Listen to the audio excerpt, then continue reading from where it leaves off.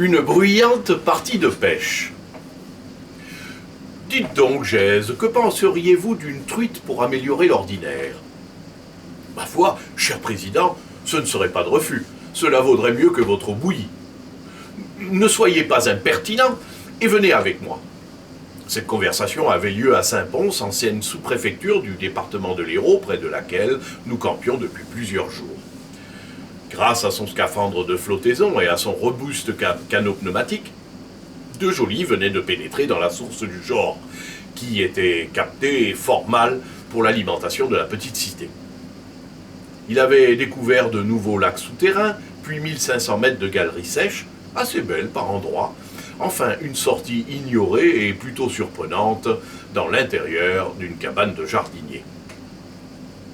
Aujourd'hui, nos camarades d'exploration étaient repartis, nous laissant seuls pour un jour de repos, afin de reprendre la route vers d'autres horizons caverneux, et, ma foi, il était question de subsister le moins mal possible. En costume ordinaire d'excursion, sans aucun autre matériel apparent que ses bottes de spéléologue, le président marche à grands pas.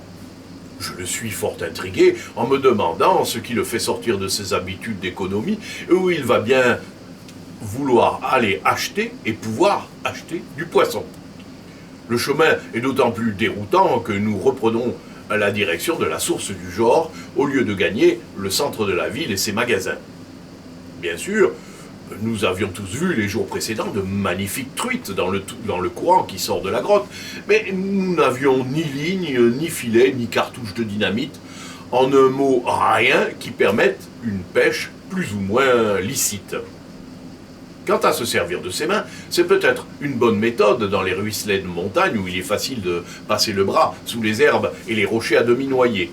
Ce n'est pas possible ici, puisque, sauf sur le bord de la rivière déjà large de plusieurs mètres à sa source, l'eau devient immédiatement profonde vers la voûte rocheuse qui domine de très haut une pittoresque falaise. Et ces satanées truites ne nagent évidemment que dans la zone de la pénombre, tout à fait hors de portée. Que va donc imaginer le président? Les 10 derniers mètres sont faits sur la pointe des pieds pour ne pas effaroucher le gibier. Car je comprends subitement la manœuvre en voyant De Joly sortir un pistolet de sa poche, viser posément et d'un seul coup toucher la plus grosse des truites présentes au rendez-vous. Le fracas de l'explosion répercutée par la falaise est assourdissant. Tout de suite, ce sont des cris de frayeur dans les maisons du quartier de la source, puis des portes battent, des pas martèlent les pavés de la rue proche, une petite foule se précipite vers le lieu de l'accident ou du crime présumé. Je suis inquiet car cela ne présage rien de bon. En fait de déjeuner, nous risquons fort de goûter à la soupe de la gendarmerie. Alors, très vite et très bas, le président me lance l'ordre. Prenez votre carnet de notes et votre crayon. Restez au bord et ne bougez surtout pas. Puis, il s'avance rapidement dans l'eau, jusqu'au point extrême où elle ne dépasse pas la hauteur de ses bottes. S'accroupit, en tenant dans la main droite, au lieu du pistolet rapidement escamoté, un grand thermomètre à mercure. Et à l'instant précis où arrivent les premiers voisins, clame de toute sa voix, mais en séparant bien les mots. Notez soigneusement température 11 degrés 75. Quant à l'expérience, elle a parfaitement réussi.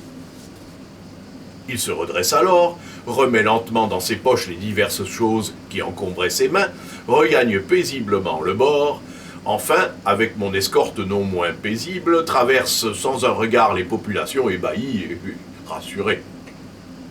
Une demi-heure plus tard, dans notre campement, assis devant un feu de bois sur lequel rôtissait une magnifique truite embrochée sur un petit bâton, De Joly me confiait. J'ai eu un peu peur que le courant ne l'entraîne au-delà de la main gauche pendant que je faisais faire trempette au thermomètre. Mais finalement, tout s'est très bien passé. Admirez d'ailleurs la façon dont j'ai réussi à la tuer en lui enlevant seulement le dessus de la tête sans l'abîmer du tout. J'y ai quelques mérites, car elle n'était pas en surface et il m'a fallu tenir compte de la réfraction pour calculer l'angle de tir. Réflexion faite. Barrez dans votre carnet la température que je vous ai indiquée. Je ne la garantis absolument pas.